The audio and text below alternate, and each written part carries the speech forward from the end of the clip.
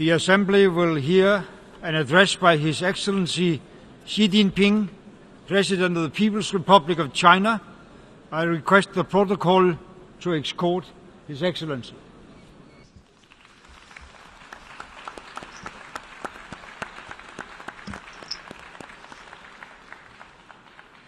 On behalf of the General Assembly, I have the honor to welcome to the United Nations His Excellency Xi Jinping, President of the People's Republic of China, and invite him to address the Assembly.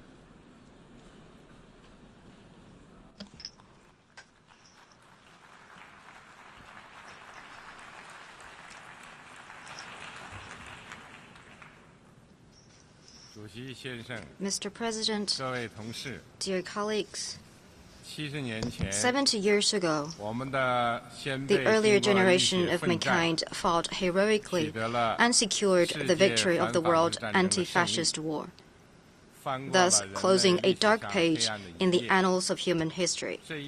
That victory was hard-won. 70 years ago, the earlier generation of mankind, with vision and foresight, established the United Nations. This universal and most representative and authoritative international organization has carried mankind's hope for a new future and ushered in a new era of cooperation. It was a pioneering initiative never undertaken before. 70 years ago, the earlier generation of mankind pulled together their wisdom and adopted the Charter of the United Nations, laying the cornerstone of the contemporary international order and establishing the fundamental principles of contemporary international relations. This was an achievement of profound impact. Mr. President, dear colleagues, on the 3rd of September, the Chinese people, together with the world's people, solemnly commemorated the 70th anniversary of the victory of the Chinese People's War of Resistance against Japanese aggression and the World Anti-Fascist War. As the main theater in the East, China made a national sacrifice of over 35 million casualties in its fight against the majority troops of Japanese militarism.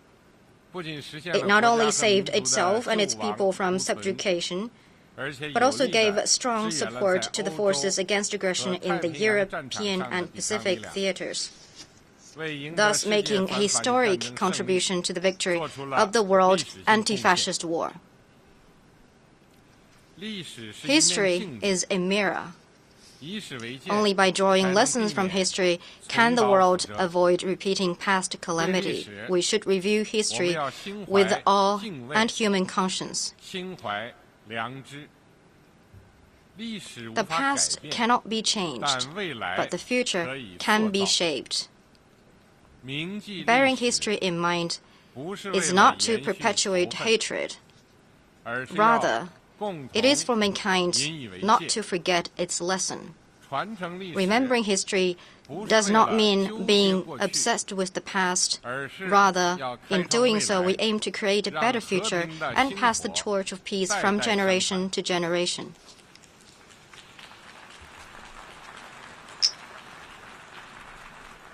Mr. President, dear colleagues, the United Nations has gone through the test of time over the past 7 decades. It has witnessed efforts made by all countries to uphold peace, build homeland, and pursue cooperation.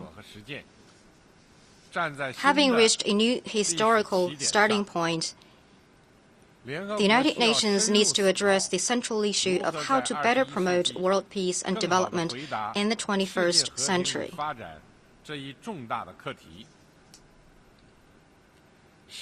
The world is going through a historical process of accelerated evolution. The sunshine of peace, development, and progress will be powerful enough to penetrate the clouds of war, poverty, and backwardness. The movement toward a multipolar world and the rise of emerging markets and developing countries have become an irresistible trend of history. Economic globalization and the advent of an information age have vastly unleashed and boosted social productive forces. They have both created unprecedented development opportunities and given rise to new threats and challenges which we must face squarely. As ancient Chinese saying goes, the greatest ideal is to create a world truly shared by all. Peace, development, equity, justice, democracy, and freedom are the common values of mankind and the lofty goals of the United Nations. Yet, these goals are far from being achieved, and we must continue our endeavor to meet them. In today's world, all countries are interdependent and share a common future. We should renew our commitment to the purposes and principles of the UN Charter, build a new type of international relations featuring win-win cooperation, and create a community of shared future for mankind. To achieve this goal, we need to make the following efforts. We should build partnerships in which countries treat each other as equals, engage in mutual consultation and show mutual understanding. The principle of sovereign equality underpins the UN Charter. The future of the world must be shaped by all countries. All countries are equals. The big, strong, and rich should not bully the small, weak, and poor. The principle of sovereignty not only means that the sovereignty and territorial integrity of all countries are inviolable and their internal affairs are not just subject to interference, it also means that all countries' right to independently choose social systems and development paths should be upheld.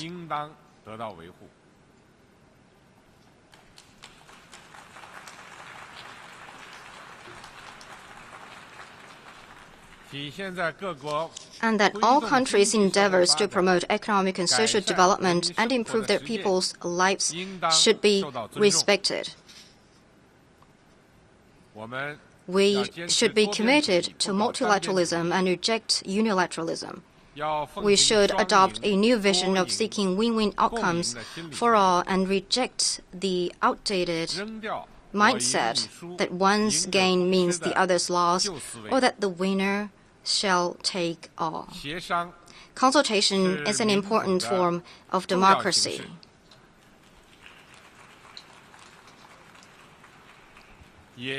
And it should also become an important means of exercising contemporary international governance. We should resolve disputes and differences through dialogue and consultation.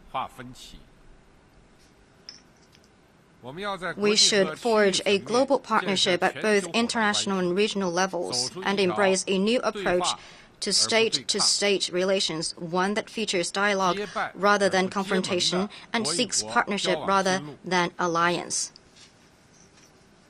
Major countries should follow the principles of no conflict, no confrontation, mutual respect, and win-win cooperation in handling their relations. Big countries should treat small countries as equals and take a right approach to justice and interests by putting justice before interests. We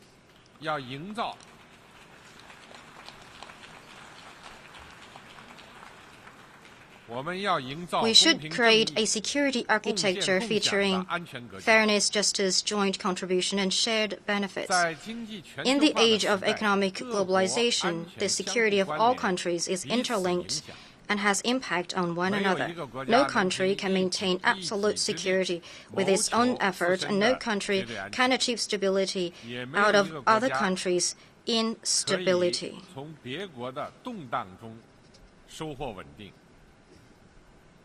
The law of the jungle leaves the weak at the mercy of the strong. It is not the way for countries to conduct their relations. Those who adopt the high-handed approach of using force will find that they are only lifting a rock to drop on their own feet.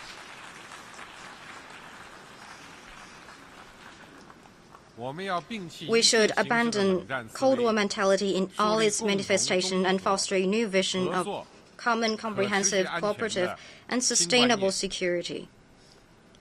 We should give full play to the central role of the United Nations and its Security Council in ending conflict and keeping peace, and adopt the dual approach of seeking peaceful solution to disputes and taking mandatory actions so as to turn hostility into amity.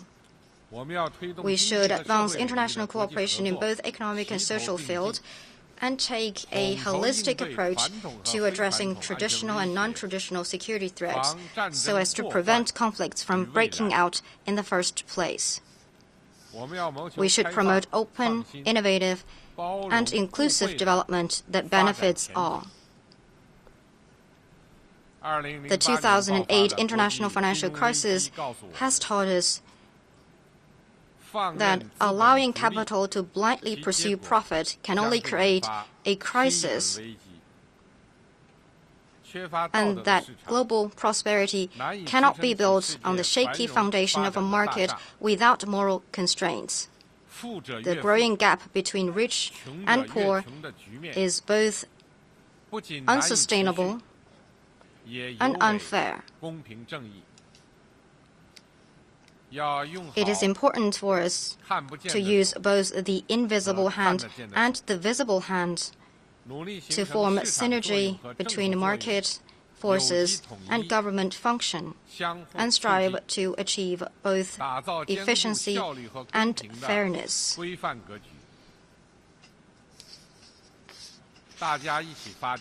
Development is meaningful only when it is inclusive and sustainable. To achieve such sustainable development requires openness,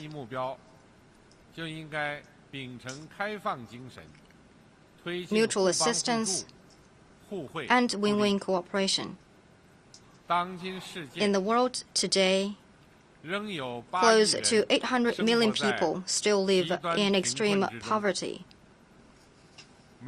Nearly 6 million kids die before the age of 5 each year, and nearly 60 million children are unable to go to school. The just concluded UN Sustainable Development Summit adopted the post-2015 development agenda. We must translate our commitments into actions and work together to ensure that everyone is free from want, everyone has access to development, and everyone lives with dignity.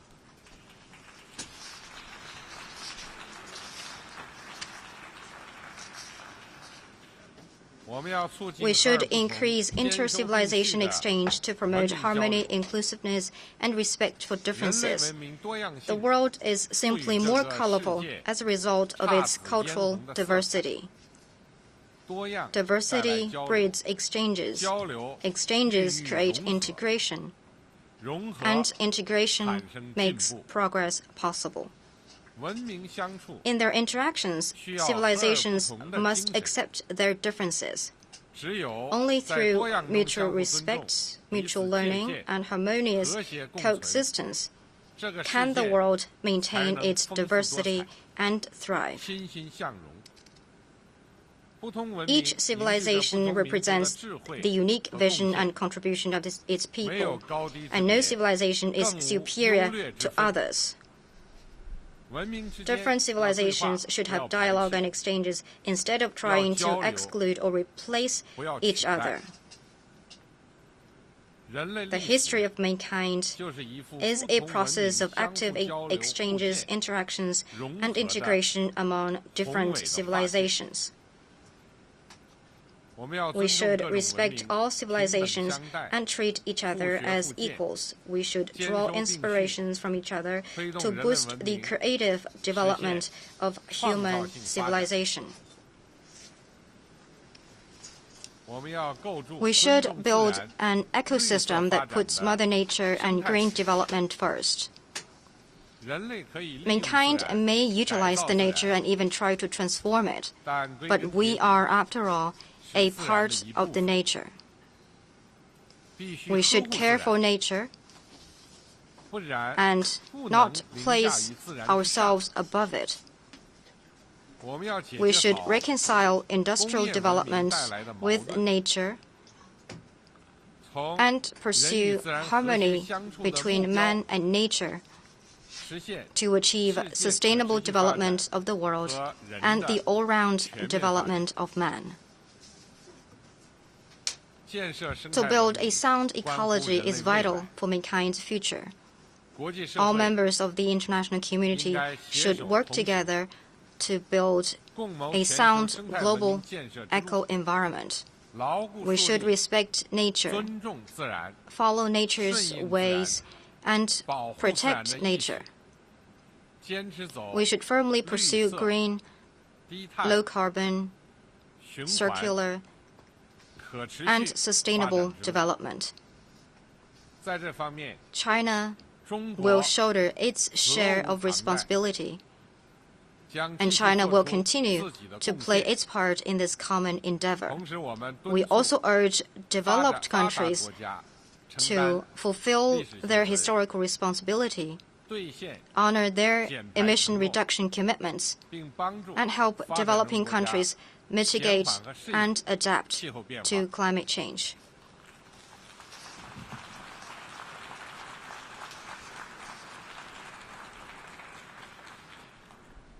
Mr. President, dear colleagues, the over 1.3 billion and more Chinese people are endeavoring to realize the Chinese dream of great national renewal. The dream of the Chinese people is closely connected with the dreams of other peoples of the world. We cannot realize the Chinese dream without a peaceful international environment, a stable international order, and the understanding, support, and help from the rest of the world. The realization of the Chinese dream will bring more opportunities to other countries and contribute to global peace and development. China will continue to participate in building world peace. We are committed to peaceful development. No matter how the international landscape may evolve and how strong China may become, China will never pursue hegemony, expansion, or sphere of influence.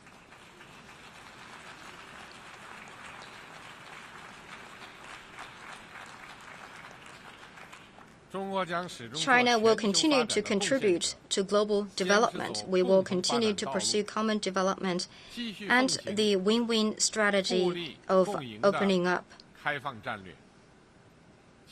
We are ready to share our development experience and opportunities with other countries, and we welcome other countries to board China's express train of development so that all of us will achieve common development.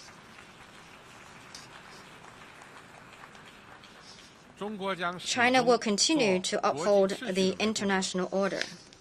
We will stay committed to the path of peaceful development through cooperation. China was the first country to put its signature on the UN Charter.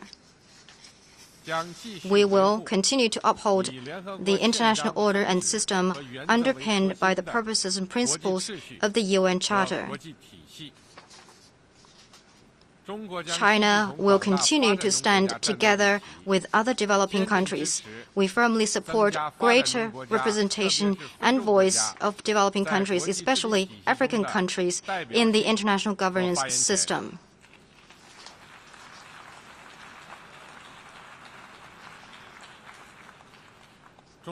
China's vote in the United Nations will always belong to the developing countries.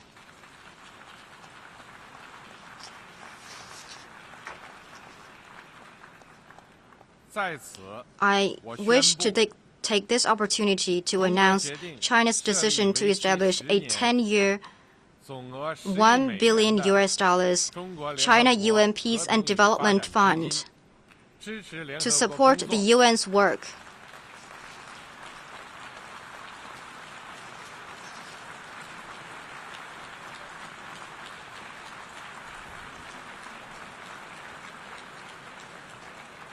to advance multilateral cooperation and contribute more to world peace and development. I also wish to announce that China will join the new UN peacekeeping capability readiness system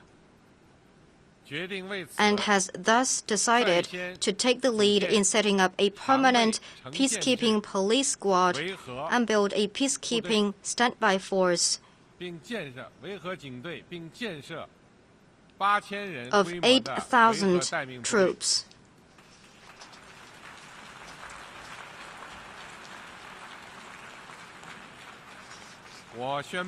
I also wish to announce that China will provide a total of $100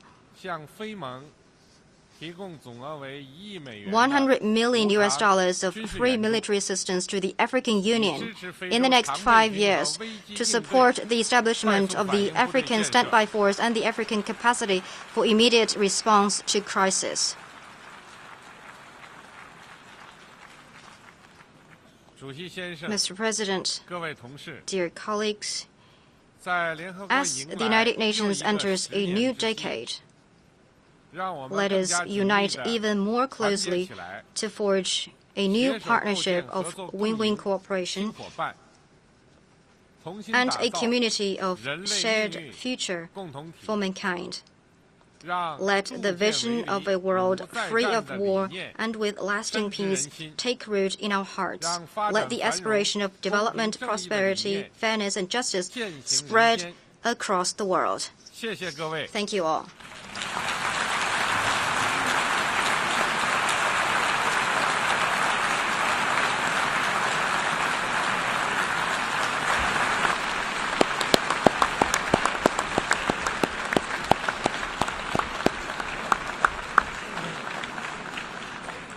On behalf of the General Assembly, I wish to thank the President of the People's Republic of China for his statement just made. May I request representatives to remain seated while we greet the President.